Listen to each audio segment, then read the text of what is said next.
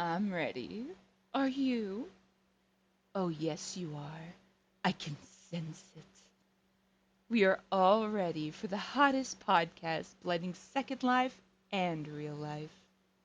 Boys and girls, it's time for the fourth wall with Paul and BK in three, two, one. Talk to me.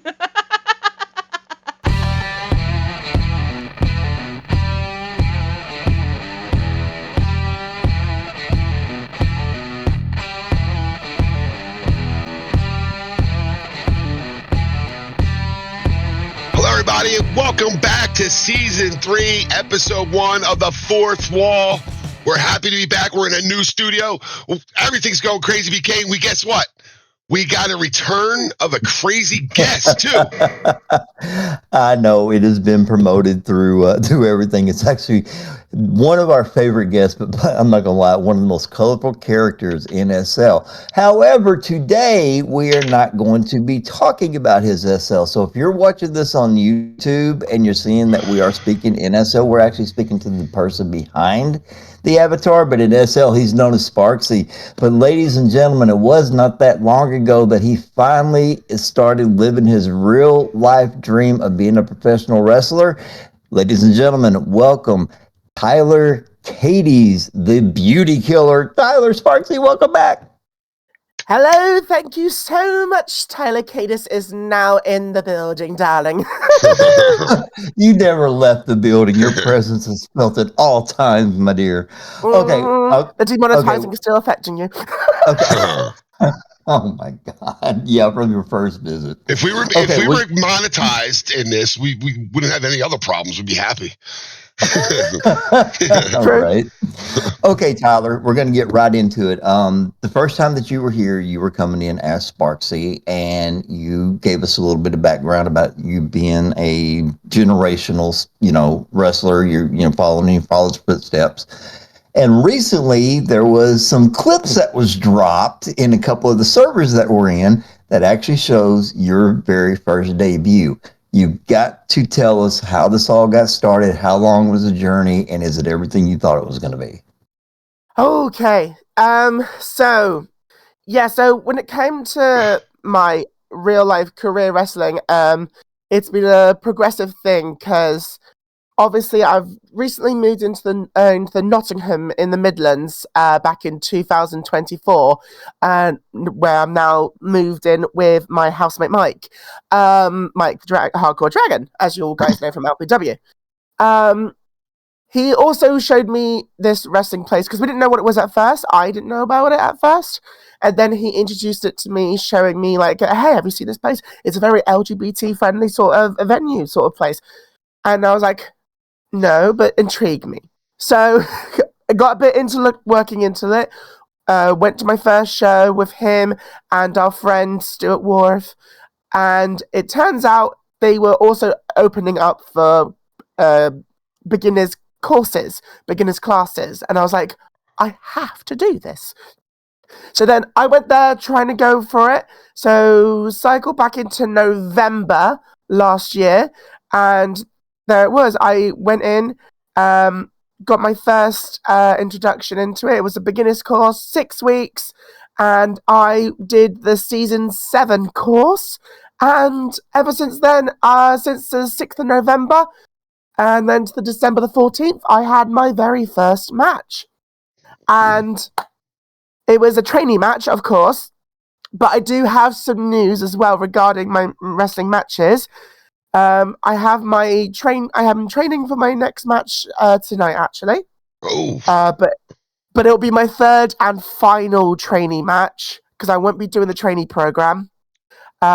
Because May 30th, Tyler Caedes debuts on the main roster of Nebula. Oh, really? Congratulations. Yes. All right. Great job. My first paid show. Okay, so the last part of the question I asked you was, was this journey, from everything that you had told us previously, was everything you thought it was going to be? Oh yeah. Let's see. Look at me completely forgetting the question. It was everything and then more, and the kitchen sink in one, to be honest. It's been an absolute dream because, like, a lot of you guys know that I don't really have much family. Like, I choose my family, especially in the LGBT community. Most of the times, like, what we say in our community, we get to choose our family. And when it comes to Nebula, they have been like one of my biggest rocks in such a long time. Because they not only are a family, they're an absolute unit. They are an amazing team. So supportive, so encouraging. I mean, during my time there, I did unfortunately break up with my fiance for 4 years, but then they built me up and they just kept me going. And then ever since then, like, I've not had any doubts of myself or with anything, and I've just been constantly wanting to continue, and I just can't wait for the next thing. I've never been the most happiest since wrestling at Nebula. Well, I mean, last time, that you were here, you were telling us about your father, and you didn't really say you wanted to follow in his footsteps, but you had that urge, and you went for it. So congratulations on that. Now, I have to ask, how did you come up with Beauty Killer? So the Beauty Killer, it was a play on one of my favorite artists, who does makeup a lot. His name is Jeffree Star, and one of his palettes was called the Beauty Killer. The way that I play the Beauty Killer now is because how I envision Tyler Caedes is like, he is a glamorous, confident being, but he doesn't strive for perfection. He's like Vivienne Westwood sort of like fashion. So imperfections but still glamorous at the same time.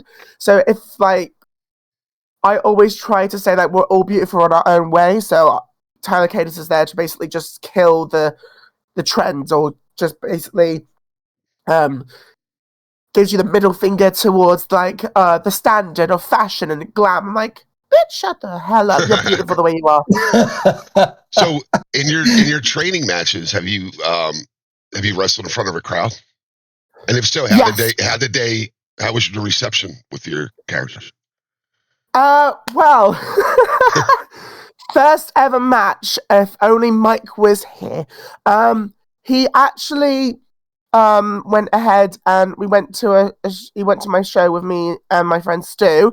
The first match, the second I came out during my tag team match, according to all of Nebula's and the backstage, they all said I had the biggest fudging. I didn't swear. Fudging, fudging like scream out of the crowd. I got the biggest pop.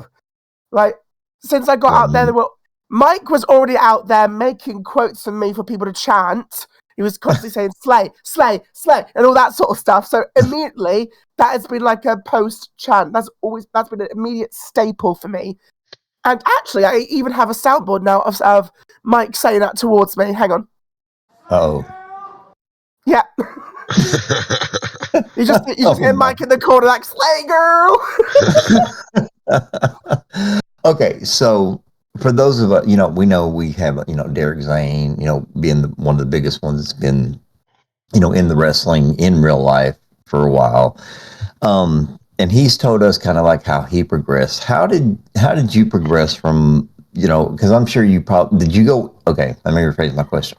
Did you go into the training and said that if I make it through this training, this is the idea I have for my character, or was it a progression, or was it a suggestion, or how did you actually what molded you into, what made you want to become the Beauty Killer? Basically, what was your inspiration? Because I see the colors, and and nothing against you or anything like that, but the darker pink and black, there's got to be some Bret Hart, Hart Foundation type of inspirations in there.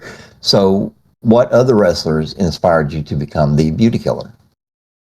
So when I went into Nebula, obviously, I will say, like, going into wrestling for real life, I will say the SL wrestling for 10 years was a big advantage to me, because in the course of 10 years, we create all these characters, all these gimmicks on SL, because you guys seen my work. Like, I've been Ellie Embers, I've been the freaky bitch, the Banshee.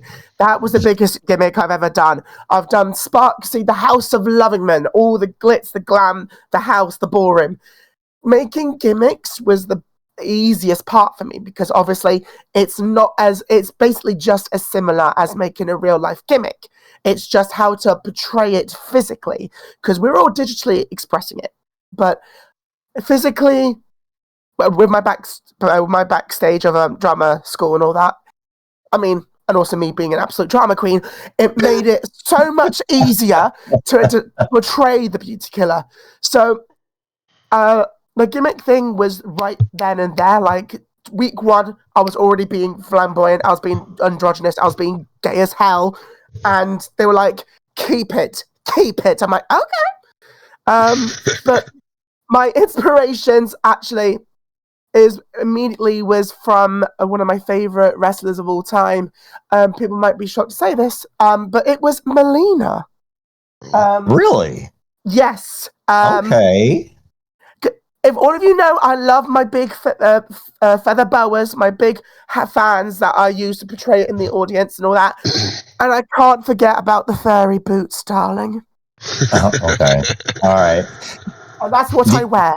You didn't try to do the splits, did you? That is my finisher. Really? Yes. Okay. If any of you guys know Sparksy as a face with his snap drop, that is my real life move in wrestling. Oh, nice. No. Okay. Wow. Okay, so being the fact that you said that doing the SL wrestling was beneficial to you, and we've all said this, those of us who have not done the real life journey or ever been in a real life ring, but we all say it about SL because you still have to go out and hope that what you're doing entertains everybody. And yeah, a lot of this, if you don't get nervous or don't get butterflies, it's just time for you to stop. With you doing the real life stuff now, does it still give you the goosebumps even in SL? To do this in SL compared to real life, you said? Yeah.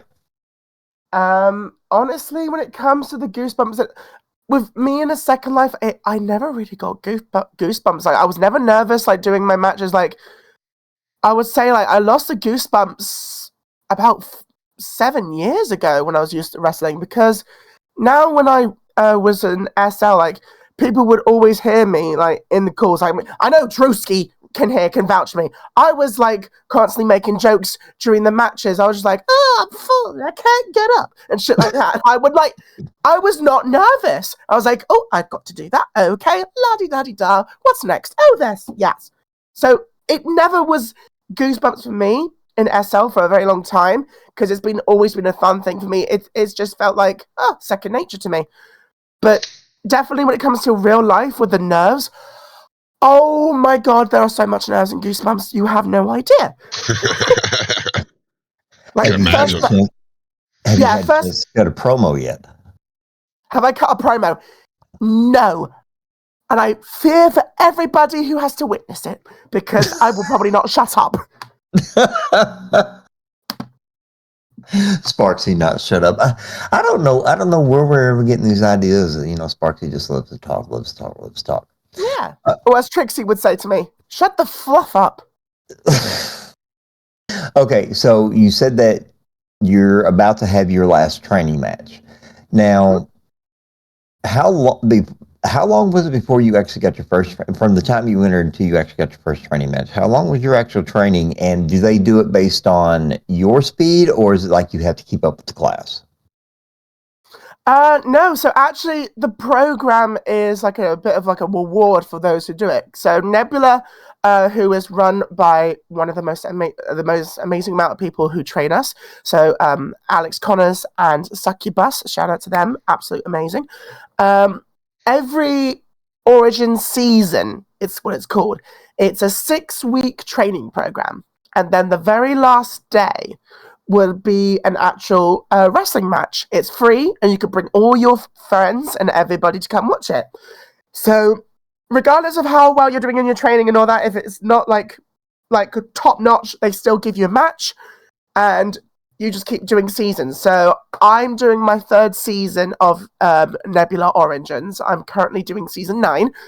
And then after that, it will be the main roster for me, as Succubus has told me, like, your training is absolutely amazing. Like, the beginners courses is going to get you only so far. So you doing the beginners courses is not going to be necessary anymore. So she's insisting that I progress into the mixed training classes. That's what I'm going to be doing after the end of this season, and the season ends on the 26th. And then after that, it will be mixed training. Now, when you get to the main roster, is it, how do you watch, like, how could people want to watch a show? Is it on YouTube, or is it anywhere? I think unfortunately, it's only it's a pay-per-view show at the moment, I believe. However, there are recordings, and there's always, I mean, if anyone wants to watch it, I'm pretty sure, I don't think Mike or Stu would oppose just record the match. However, we do get the matches recorded, so we get to see them, so we get to have we get to watch them, so we can give them out to our friends, I believe.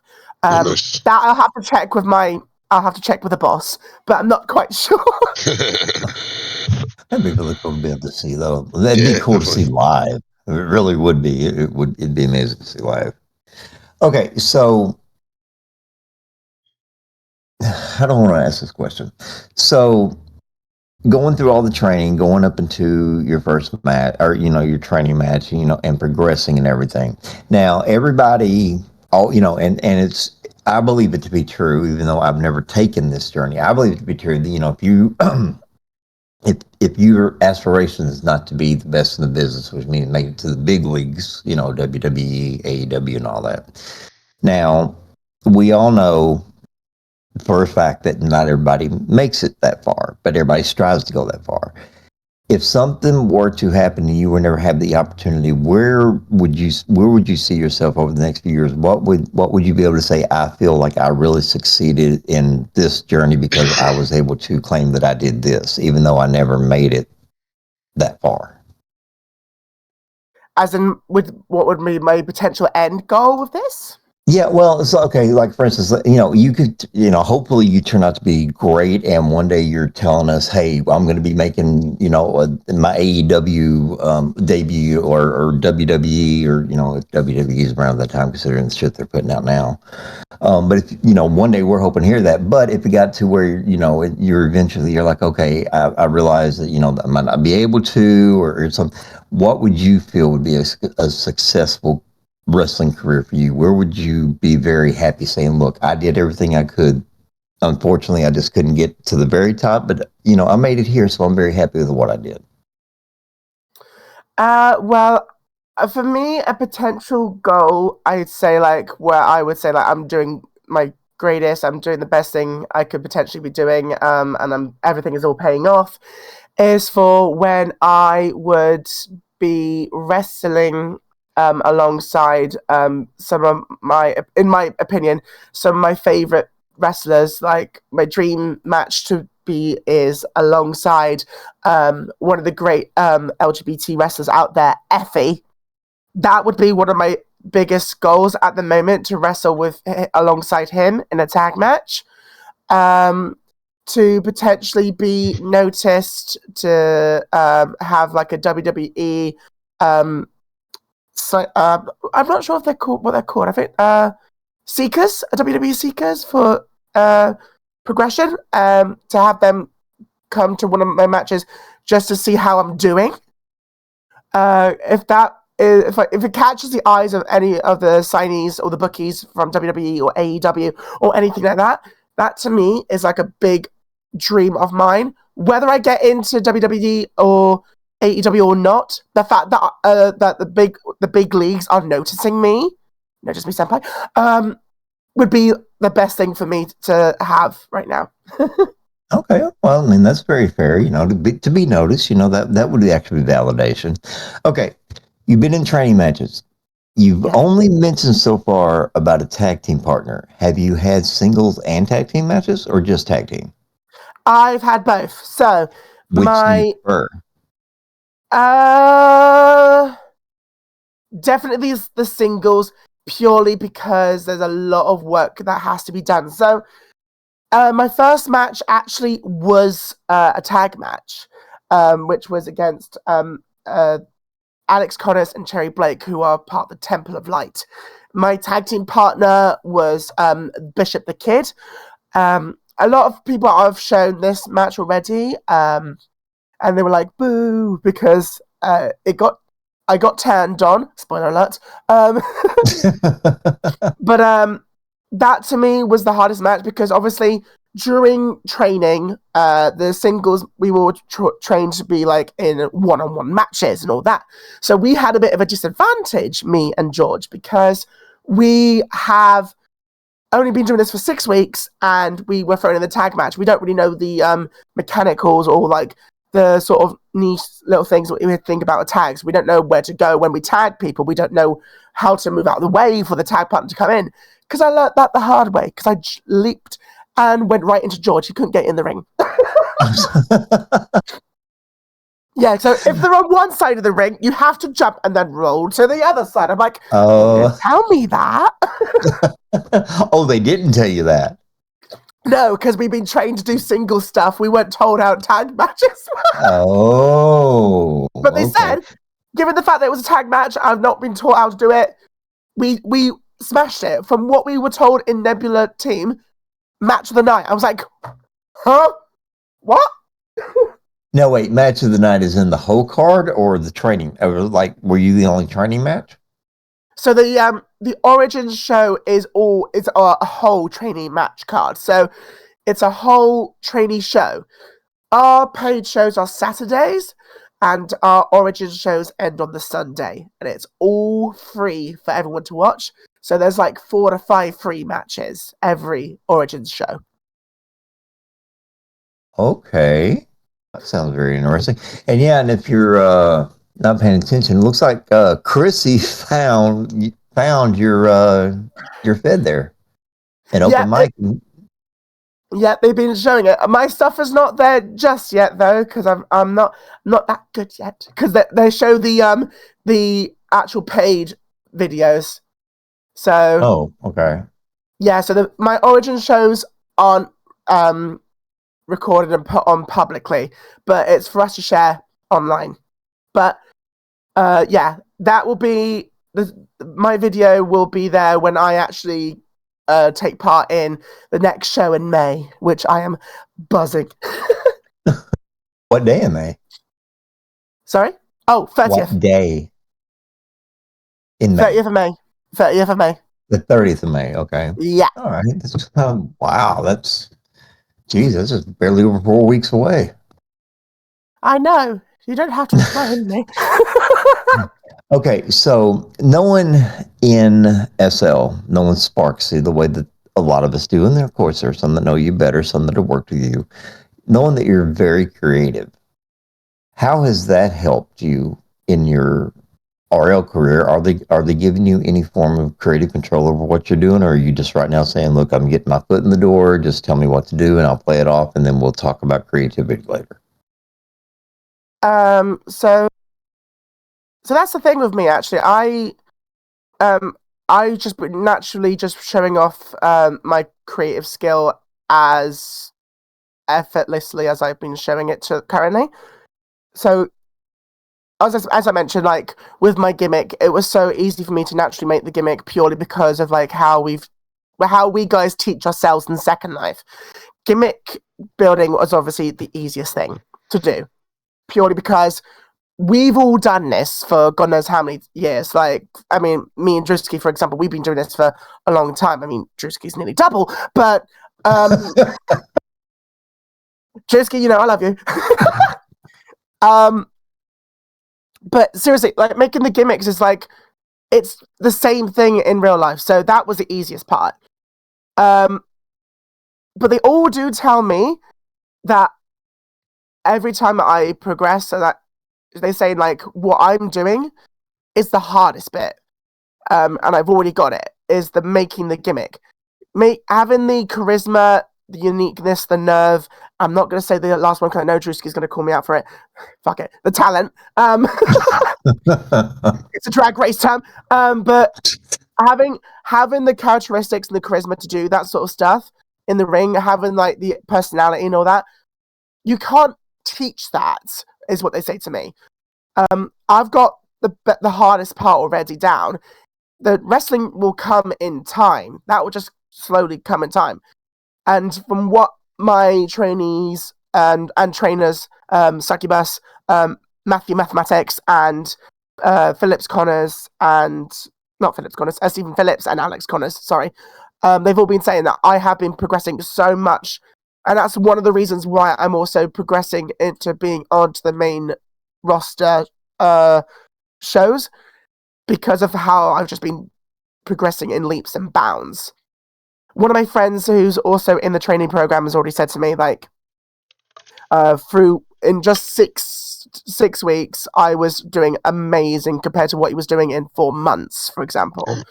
And I've only been doing this now since November, so we're going up till nearly about 4 months, and they're seeing so much potential, and it's actually kind of surreal and makes me I don't know what to do with myself sometimes when I think about it.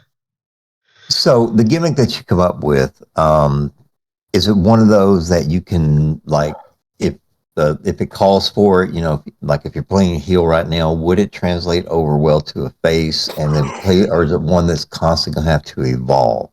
So it's definitely face right now, but there's been times where obviously we have to train to be a heel in our spots and stuff like that. So when we do that, because obviously we get to pair up, we train the spots. Like, for example, we'll have to learn how to get out of a headlock and stuff like that. So we have to do the whole sequence, and then the fighting out, and then the heel bringing them back down. And then obviously I full on go in full attitude as the heel when I have to be the heel. And oh my God, I am literally the gay Vicky Guerrero. Oh my God. I actually am. And they literally turn to me, like, and they literally look at me and it's like, I just can't wait for heel Tyler now. I'm like, you don't have to tell me twice, sis. Oh my God. Okay, so I have to know now. You can't say what she said, but what would be your catchphrase? So, well, actually, well, it is, so at one point during the thing, so I took a face slap to the face, and I said, I said this to him. I was like, she was like, oh, excuse me, you shady boots. Like, oh. I have a feeling that Sparksy's going to get way over here. Oh yeah. The thing is, I can't say bitch or anything like that because it's a PG show. As soon as I say that at any shows, I know for a fact the folks that wrestle and train at Nebula will just currently start chanting, "That's not PG." I was like, I bloody know. Okay, so you said your face. Now, with this right here, it's a beauty killer. I'm sure there is an easy way that you'd be able to transfer that from face to heel if you needed to. But if you were to stay in that type of gimmick long term, how would you see the gimmick evolving? Definitely could see it evolving very similar to how Sparksy did in LPW, actually. So in LPW, he was the House of Lovingman, about the queen of the ballroom scene and all that. And then eventually at one point turning batshit crazy, losing his mind, going missing for a bit, and then rocking up to LPW as a hot, stinky boo-boo mess. Makeup all over his face, looking very senile, looking very dark and vicious. But there's one thing I need to avoid is one thing that our trainer has said to avoid at all times, because a lot of people do this, is to not constantly rely on having the color black. So if I went full black as a heel, I'm like, oh, well, shit. Okay, so who helped you? Okay, so he said don't go black, don't go complete. So what made you decide to go with? And it's not the bright pink that people think of. It actually, I've seen the picture. I dealt with it a little bit. I actually like the color that you went with. What made you go that way? So actually, it's a little bit of a compliment towards my own natural colours as Sparksy, because everyone knows that Sparksy is mint green. And if you look on the colour wheel, and just like if you look at Wicked, for example, green goes well with pink. So I went with the opposite of what I naturally am in my colour schemes on Sparksy. So that's what I did. So I just looked at Wicked and like, I'm going to be Alphaba and Nebula. That's not, sorry, I'm going to be Glinda and Nebula and Sparksy's Alphaba. There we go. Oh, excuse me. Because Bring them down the I wrong mean, way. as Glinda once said, pink will make you popular. Will make you popular. I mean, with all the characters you play in SL, I mean, you got the Banshee. We ever think about bringing the Banshee into real life? That might be how I go batshit. There you go. And I can scream. People have heard me Oh scream. yeah, we have. Oh yeah. Them screams I've used to screamed. frighten me in Fusion. Yep. I scream like the bank sheet. She's still there. I'm not gonna do it right now because my throat's a little bit shot. But I can still scream, bitch. Don't take that out of Yeah, context. And and Do the not other take that out thing of is that context.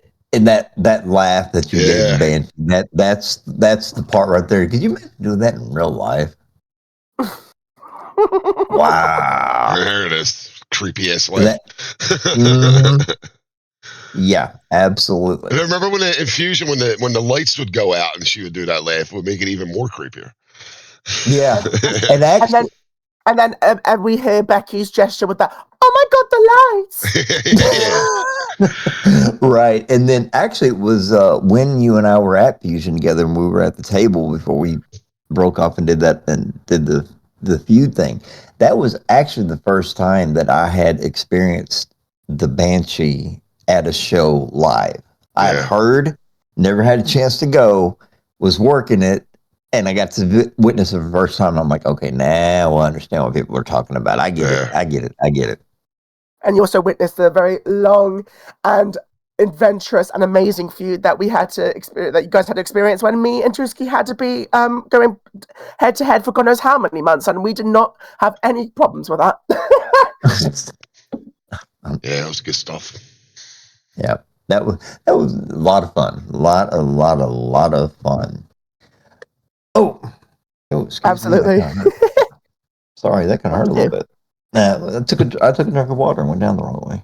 This is why we do it live. Yeah, that's why we do it loud. Never know what's going to happen, right? No way to script it or anything like that.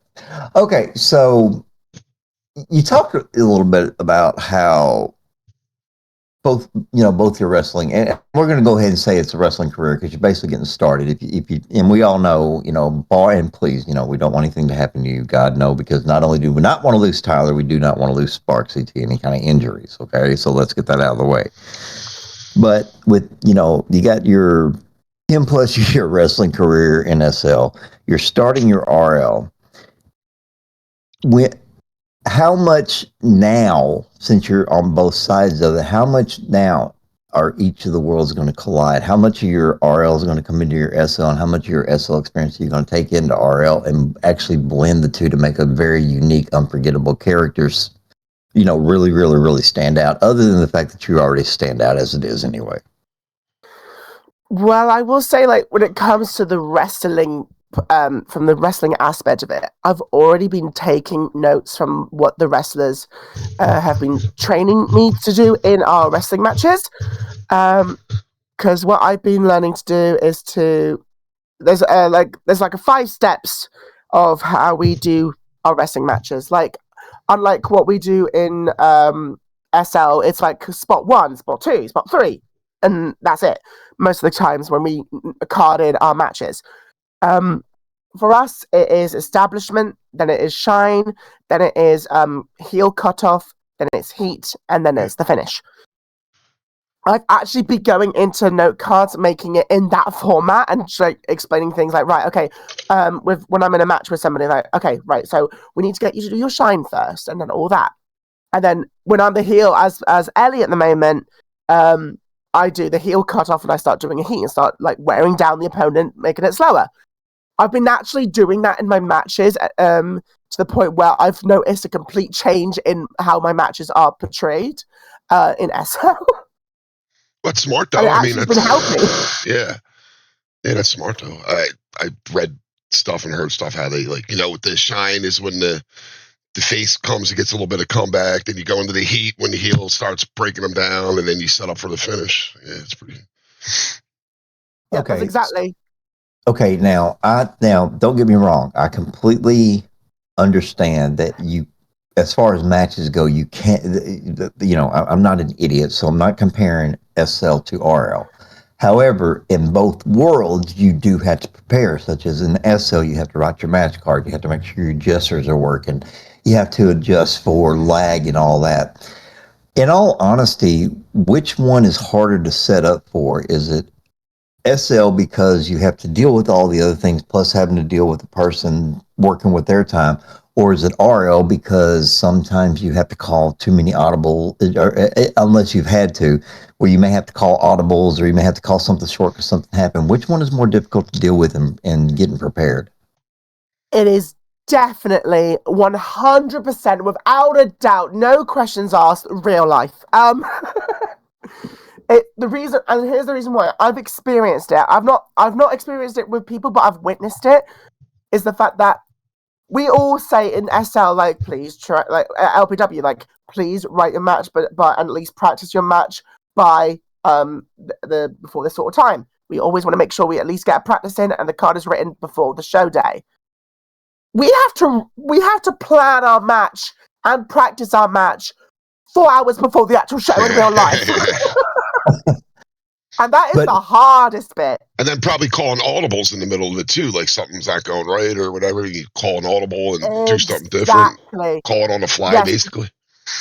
Absolutely, because the heel heat, what we've been learning is that we could just do what we want in the heat bit, but then because what you then do, you have to let your opponent know when the heat is over with a specific move. So they'll grab you by the hair, they'll go to your head, so like, right, body slam. I'm like, okay, so that's the end of the heat. So he whips it into the ropes and then whee, slam. And then we're getting into the next part, which is the finish. Right. That's how we do it. That is the most unnerving, that's the most nervousing thing for me. Because at the moment in Origins, we know who our opponents are a week in advance, kind of like what we do in SL.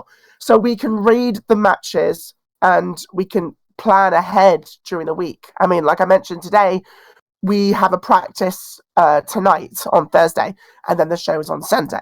So we're all going to be practicing our matches. Right. But I will say, one thing that I've been doing as I have been wrestling in real life is I have been writing my matches in a note card like I would on SL, and it's been helping me. That's good. Okay, well, that's a positive thing, right? Yeah, the amount of times when I write it and they look at me writing, I'm like, they're just thinking like, what's Russ sweep? I'm like, oh, that's Russian leg sweep. That's just how I gesture it in a second life. I'm like, how do you read that? Practice. And then, of course, you got somebody like me that when I write my, write mine, I actually write it out. Pick up, rope shoot. I write it out because sometimes people do that. They modify them and personalize them or whatever it is, and it's like I have no idea what you're doing. I don't know what this is. It's like I'm kind of a simple person. Just keep it simple, stupid. Yeah, pickups for me is like so second nature to me. I didn't even bother. I didn't use to bother writing them in my note card because I might be at your feet during the practice, but then afterwards but at the actual show I'll be my feet are at your head. I'm like, oh, okay, so it's pick up behind. Okay, so I don't even bother writing the pickups because I know I'm gonna fuck up. So too, like when you're in the match, like the probably difference too in SO, it's like when you go into that heat mode, like you have to listen to the crowd. Like you have to listen to what the crowd's reacting, and then in times in that, like if they're not reacting right, like what's the procedure to do there? Like do you go into the finish earlier? Do you delay it? Like, how does that work? So it's always about giving the face and selling the face of you desperately trying to get out of the heat section. And from what I've been told is to always make sure you give face, just like just like I always do in a second life. I always give face, give him face, beauty face. Yeah. But it's always about getting the crowd invested, because like if you're not looking at the crowd, you're not getting the crowd invested, you're not getting them engaged, you're not getting them involved. Right. You always have to get them involved, and that's something that I've been learning, and I've actually been progressing quite well with, is just getting them looking at me like, oh, look at me, this simple homosexual is getting attacked, please help me, this is a hate crime.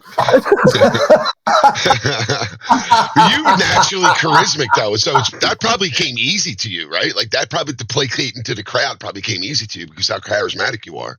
Even in SL, like in real life, you're probably just as charismatic. Well, I mean, I've learned a thing or two when it comes to like the ropes. When you're getting choked on the ropes, like apparently the way I portray my face, I actually made my head at one point pop up with my veins and go very red. So I know how to look like I'm actually getting choked. That's awesome. That's awesome. That is very cool to hear. Yeah, it really is. Really cool. Okay, so now that you've started your real life journey and all the stuff that you've done in SL, is there a match you've had in SL that you think that you'd like to strive to have in RL? Yes, definitely. I'm immediately thinking of several spots in a certain match. No, we won't be able to climb up the tree and get stuck in it, Drewski. But yes, he knows what match I'm talking about. Oh my God! Okay, it's a Christmas tree. We climbed up the Christmas tree. But there's definitely several spots in that match where I want to grab a ball and smash it over a wrestler's head. That spot came into my mind so many times. There's been so many things where a lot of the spots that I've done with Drewski have come into my mind. The 3-man Iron Man match that me and Drewski did before, I would love to replicate that.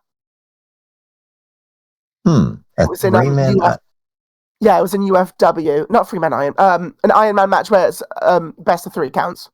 Oh, okay, I got you. I would love to recreate that match that we did. Oh, that would be unique to have a triple threat Iron Man match. That'd be best of 5. That would be very unique. Would that be best of 5? I'm not sure. Not sure at all whatsoever. All right, ladies and gentlemen, apparently Z is having a little bit of issues, so we are going to get to the questions if there were any.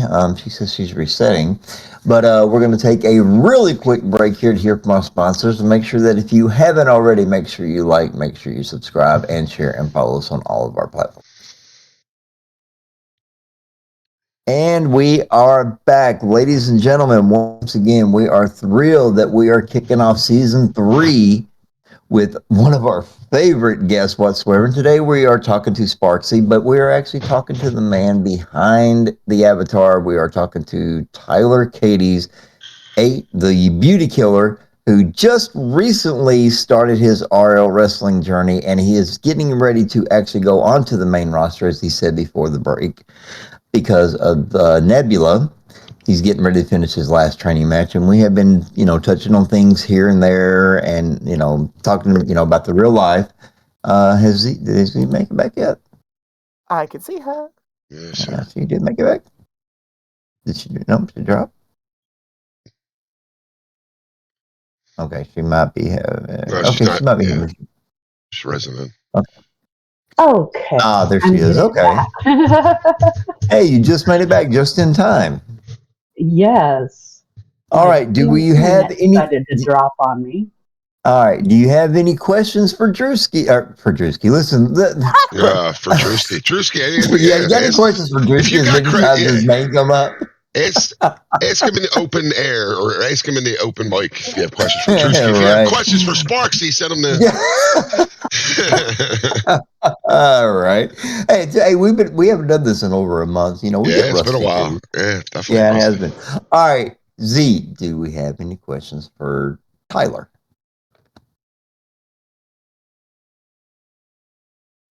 And we lost Z again. This is why we do it live. And yeah, that's why. Yeah, no practices here. What do we? Wait, did she come back? Uh, okay, what the hell was that? All right. Well, until she is able to return, we will go ahead and continue our conversation with Tyler. Now, Tyler, when I asked you, you know, we were talking about the gimmick and we're talking about the beauty killer, and you know, and then I was asking, is it something that could translate over, or something that TV could is be not constantly working. evolving? And then we're talking about, you know, possibly seeing that it's going to, you know, basically somewhere along the line, you're going to get pushed over the edge, and then it's a possibility that we might get to see the real life Banshee. Mm. So, with all of that going in, which character would you prefer to be in real life, the beauty killer or the Banshee? Oh fuck! New stumper. See, yeah, you got me stumped. Not like you did. You haven't got me stumped like. Sorry, you do have me stumped. Not like you had me stumped with the SL crush. Right.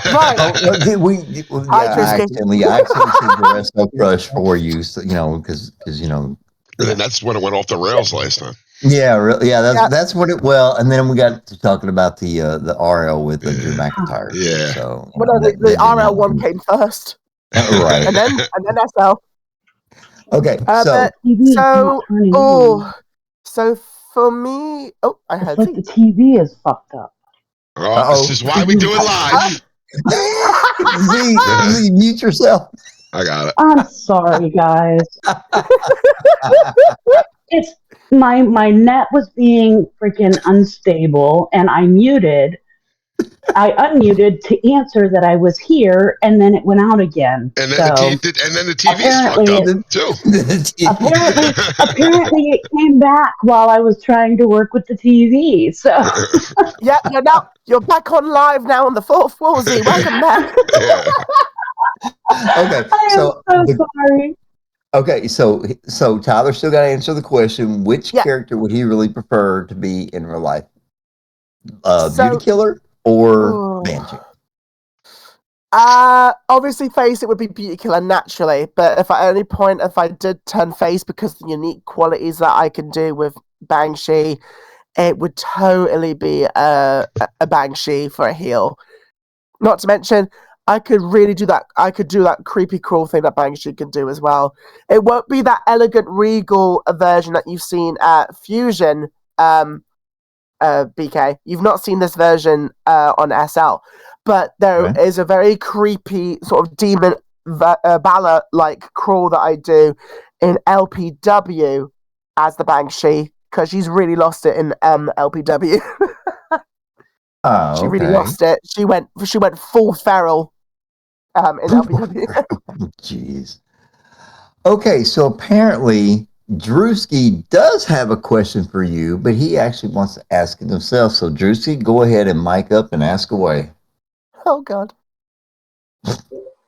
First up, I want to say I'm not even in this episode. Why y'all asking me questions? Like, what the hell? Your name comes up so often that it feels like you're a part of almost every show we have. That's why. Okay. I'm not even in this episode. What the hell, man? All right. Well, What's your question for Tyler? So this is less of a question, more of just something I kind of wanted to tell Sparksy, Tyler, whatever name we're going to be going with today here. Just for our sake, I'm going to call Sparksy what I usually call them behind the scenes, which is Boo Boo. Don't ask questions. That just is what it is. I miss Boo Boo. So I just want to say this. I am so damn proud of you. watching you take something that you've built in a digital realm like Second Life and turning it into something real and something tangible and something that's just you is honestly very inspiring.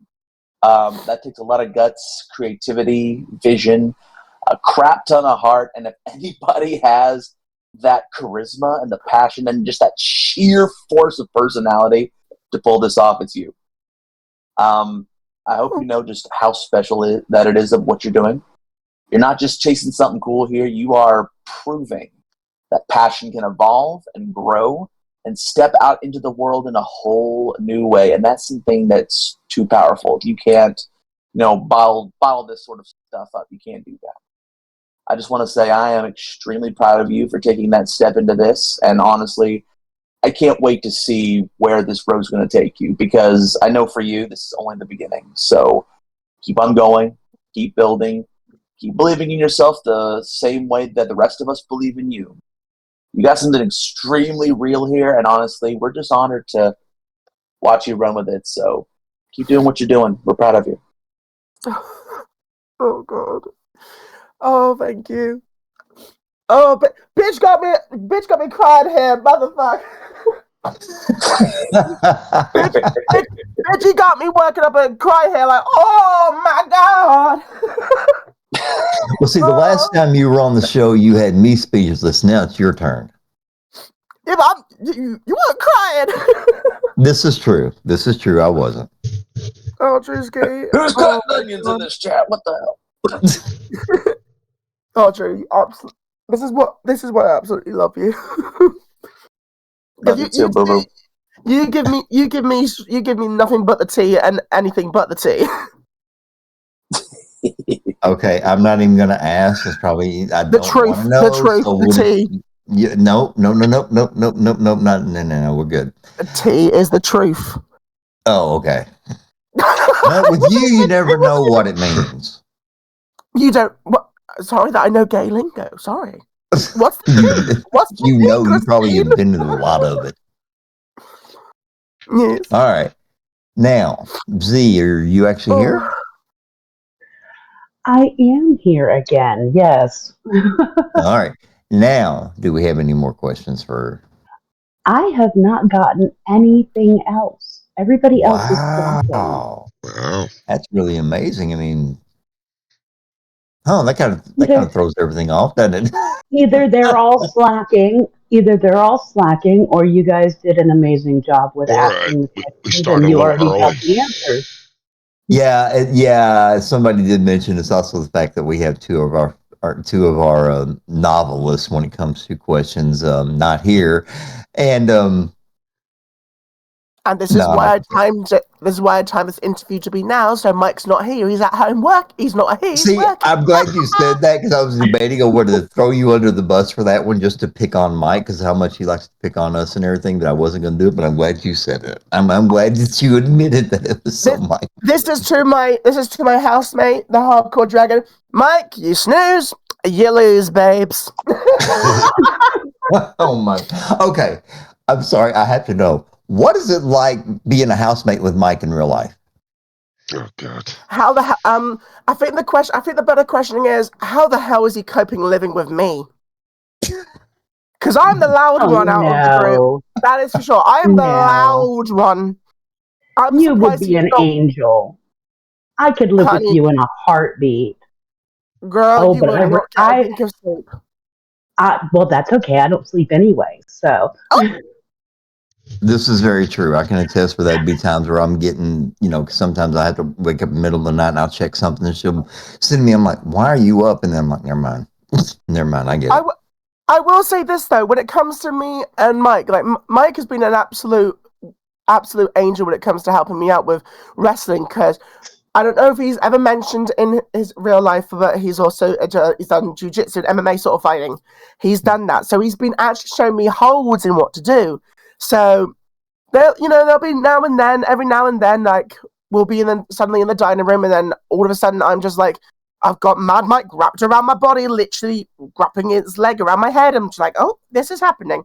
But it's like we just been. Okay. But I'm saying this now just to clear this air. Me and Mike, to me, we are like absolute long lost brothers.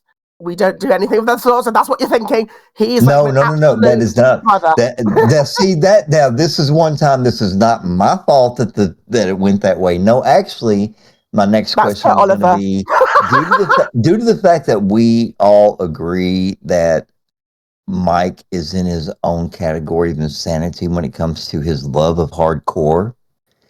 I want to know how much of that is going to rub off on Tyler, and Tyler's going to end up being some kind of hardcore beauty killer. Listen, if I get a chance to wrestle at a place like called BCW, GCW, sorry, no, that's SL, sorry, GCW. If I ever get to wrestle there, they are hardcore. They have a lot of hardcore. If I get the chance to go there to do one match, I'm just going to casually turn to Mike saying, "What you suggest?" Okay. Because I Let's want a bitch to bleed. Okay. Let's say that you were to do something like that. What would be your weapon of choice? If it's Sparksy and it comes to be, if it sparks the way the Sparksy would play, we all know it'll be a sharpened ass stiletto. I would literally wear a heel and just.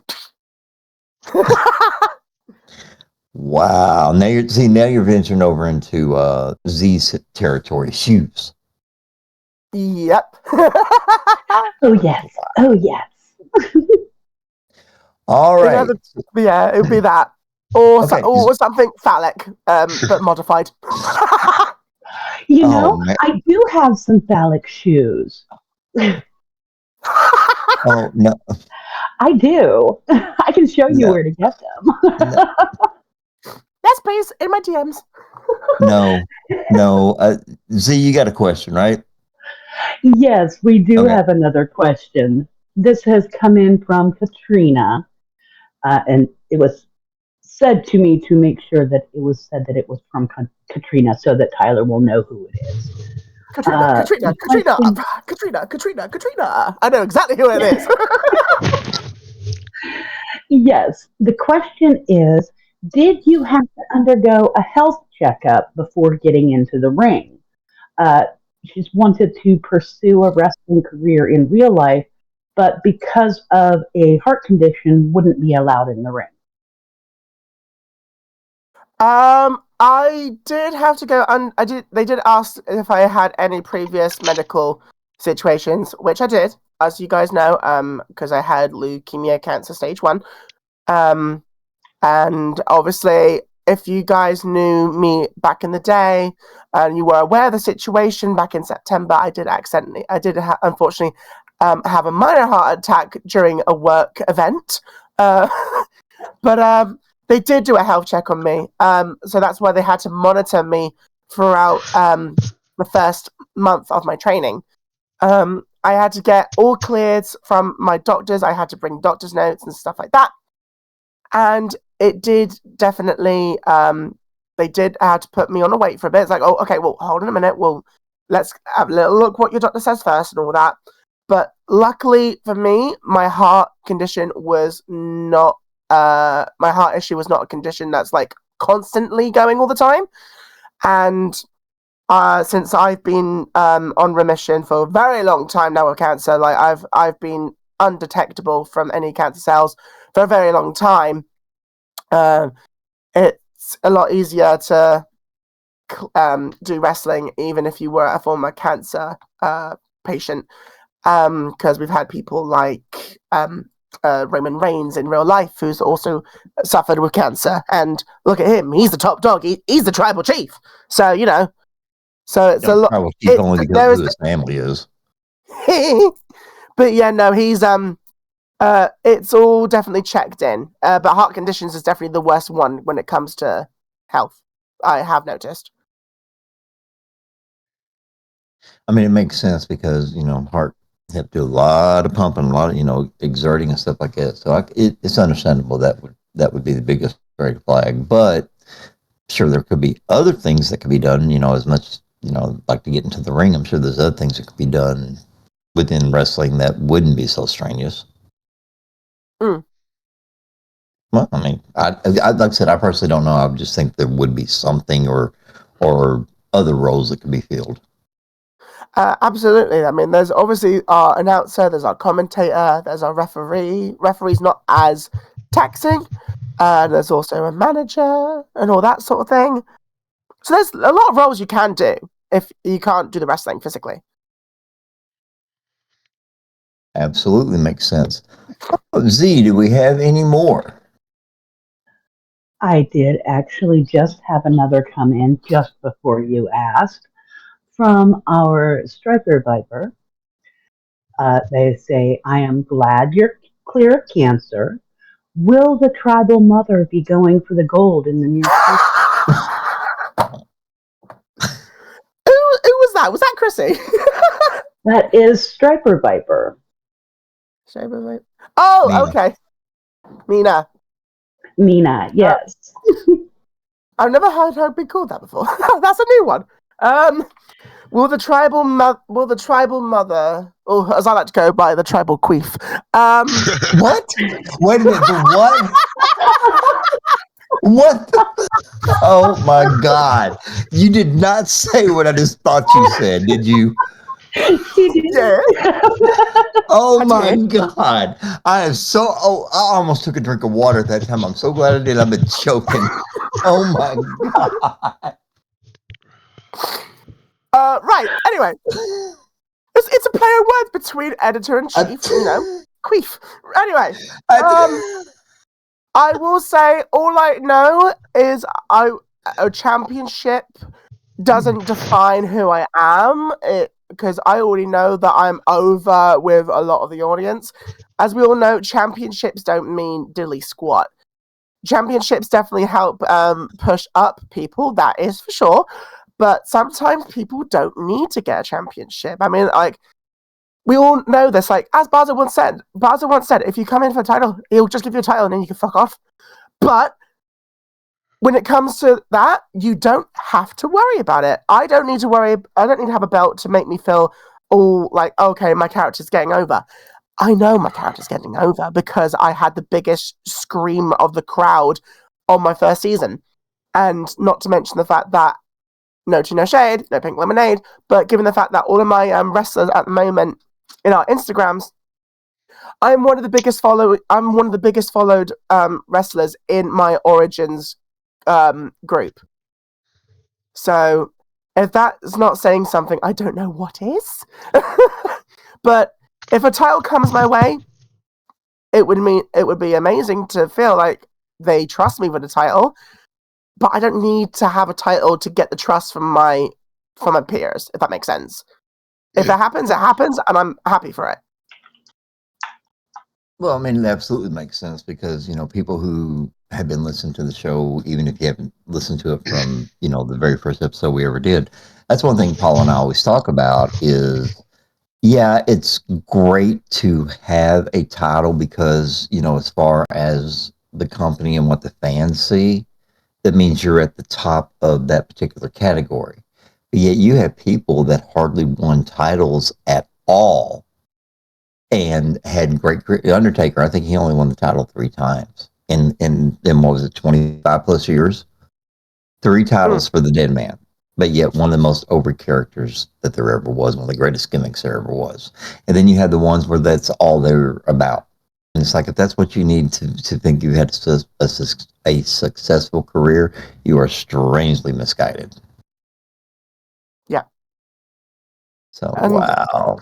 I mean, I will say the same. I've said it before, and even Buzzer, I'll say it again. I will relay what Buzzer says about you guys when it comes to SL. Like, if you don't go into the mentality of going into SL wrestling just to get a title.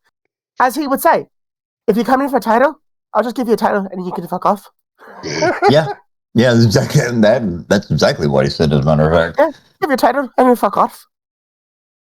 That was my worst Irish accent, but I have a cold. Okay, leave me alone. You can fuck off. There you go. Fuck off. I mean, I like what Ben just said. Like Ben just said, like if you're getting a title, I mean, that means whoever's in charge, like they're trusting you with that spot. So it's like an accolade too. Like I've worked hard, you got that belt. I like his answer was pretty unique, different than a lot of other people's, which I kind of agreed with. Yeah, I mean, and it's completely 100% true. Okay, Tyler, you've had a couple of training matches. So far in your matches, what has been the biggest bump you've taken? What's been your biggest spot so far? Oh, see, I need to send my Instagram for this now because it's my favorite spot of all time. And it was when my tag team partner, Bishop the Kid, turned on me and speared me to hell and back. That would definitely be my biggest bump that I've taken and the most funnest bump I've had to take. All right, well, make I sure will that send. when you get Yeah, I'll that link, send it. you go over and stick it in the RL Sports Authority, because that's what we're talking about right now. Oh, wait a minute. Oh, there There it it is. is. You found it. All right. Yeah, we'll go ahead and just leave it This there. was, in my opinion, the biggest thing I've had to take, and I enjoyed it. People saying that Okay. I am definitely crazy. No. Who? No. Who would have ever thunk that about you? Okay, Z says she has got a couple more last minute questions. So Z, go Oh, ahead. Yes, I knew this was going to happen. I tried to tell them all during the recording to get their questions in early so we didn't have to go to the last minute. And we still end up with it. It never fails.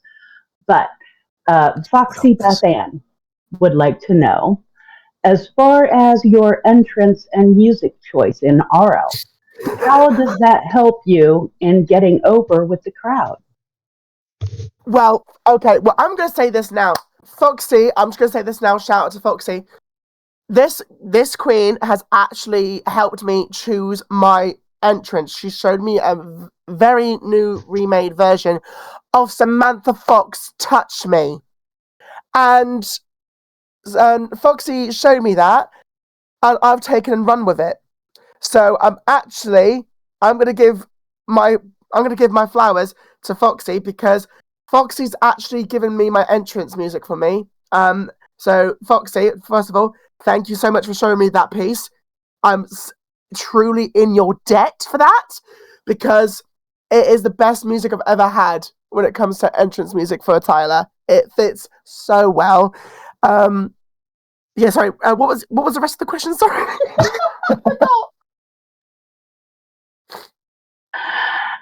The question was, as far as your entrance and music choice, how does that help you in getting over with the crowd? Music choice, it definitely helps because it has to. For me, like it has to be for it to portray well on Tyler. It has to be like a very like upbeat, very energetic, and a little bit of a naughty sort of music. So Samantha Fox, Touch Me, is a perfect match because at one point there was one song I used to go by with Jeffree Star. Not many people would know it. It's Get Away with Murder, and it fit with me because I was a beauty killer. I'm murdering bitches. But it definitely. Oh, I'm stumped in how to answer this. Goddamn. Okay. Oh my god. Yeah, no, it definitely. Ooh. It definitely gives me the energy. Like when I look at if I go by looking at a song, if I listen to a song, I can like visually imagine how would I go out to this song in a match, if that makes sense. Like how would I visually go out to this match? And I know exactly how I can do it. So with the song that Samantha gave to me and showed me, and I edited it a little bit, it definitely I took inspiration to some of one of my favorite Drag Race Queen entrances when they're casually walking in heels backwards into the workroom and then suddenly turning around and then clacking the fan out of the living hell out of it. That to me helps me get the entrance bit. It's all just like a visual thing in my head, if that makes sense. I don't know if I'm making any sense at all, but I hope I am. Well, see, I noticed the the one time I was able to go over to LPW and I caught you. I was actually able to watch you. Your SL entrance is your actual voice recorded, right? It was Oh, it was. So you changed it? in LPW. Did you say yeah? Yeah. It was because I Yeah. heard your voice, from talking to you before. I heard your voice and, you were doing your own, basically, you were doing your entrance song. Yeah, so actually, that was not the very first one that you've heard, because actually, the very first one that I did with me actually in my lyrics was UFW, where it was I paid the way, I've got this far, look to the ring, because I'm a star, calling shot after shot. Now I've gone and beat ya. Bow to me, I'm your royal diva. That song was the very first one. The Queen of the Runway thing was my new one to then when I migrated to LPW. That I feel like it had a bit more because I couldn't find anything to really match Sparksy for me in a Mm-hmm. sense. So that's when like, okay, I've got the vocals, I can do lyrics, I can sing. I'm like, you know what, just make your own thing. And that's what I did. But as I mentioned, it was my entrance music because obviously I went heel in Sparksy and LPW, and now it was just a League of Legends a villain at the moment. Would I go back to another song with my lyrics, or would I potentially make one for Tyler? Potentially, but would I come back and do one for Sparksy? Absolutely. Okay, very fair. And that's actually where I was. That's actually where I was going with it. So you actually the question was, would you do something like that for yourself in real life? Create your own type of entrance, as far as music goes. I've thought about it because even one of my wrestling buddies in Nebula also has thought about making a song for me, and he would love to put my lyrics on the track as well because he's heard me sing, so he knows I can do it. I can't sing right now because my throat is completely buggered, but definitely would be something I would love to do in the future if we can figure out a melody to make it. Then absolutely, I'm ready to slay. So it's like what we talked about before we started recording. You're always, what was it you said? Didn't, what was it you said? Didn't feel so fabulous or something like that. And it was like it's like impossible for you not to do that. It's impossible for you not to slay. I think you slay when you don't mean to. That's just my opinion, but anyway. Okay, Z, you said you had a second one. I absolutely do, yes. And this one comes from our very own Alvin Chris. Oh, During Oh gosh. yes, Hi, during training. I am the son of Ali Christensen. Please don't hurt me. Oh Lord! During training, was there a move you were taught or something you had to learn that you had trouble getting yourself to do the first time? A particular bump that intimidated you? Yes, definitely. My hardest one that I could not learn because I did it. We did it first. So let me just rewind a bit because I'm completely like fumbling on my words. So it was during my finals of my first season, and it was my trainer's finishing move. It's called the Rapture, which is a modified pile driver. No, it's not. It's a skull crusher. No. Yeah, pile driver. Sorry. So my issue wasn't necessarily the bump. It was necessary. It was more of the fact, like the initial bit, in getting my legs up high in the air and basically doing a handstand on my wrestler's legs, if that makes sense. Because everyone has seen me. If you've seen me in real life, you know a queen is very bottom heavy. She's got the thighs and the booty. So trying to get those legs up high was definitely the most hardest thing to do, and I had to train and get that to learn. And my biggest way of actually learning it, and it was the most easiest way to do it. By the way, it was a brain buster. I just clicked into my head. Sorry, brain buster. Um, what it was is the way to do it was to copy. If anyone is aware of Trish Stratus Faction, or the Stratosphere, where she's in the corner and she does a handstand on the corner.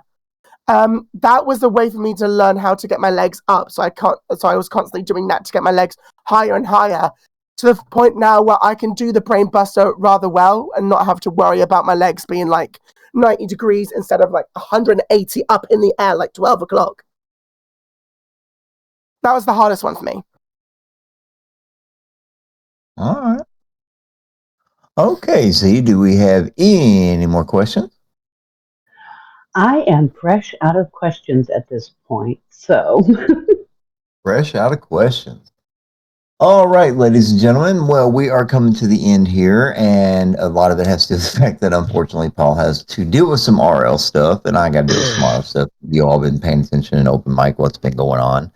But we definitely want to make sure that we thank Tyler for coming back on the show and giving us a peek into his RL journey. And he will make sure to let us all know when we can catch him on YouTube once he actually makes the main roster. And that's going to be, and you said that, you said your last training match was on the 30th, or you're supposed to make your main roster debut on the 30th of May? So my last training match, my actual match for trainee program is the 26th this month.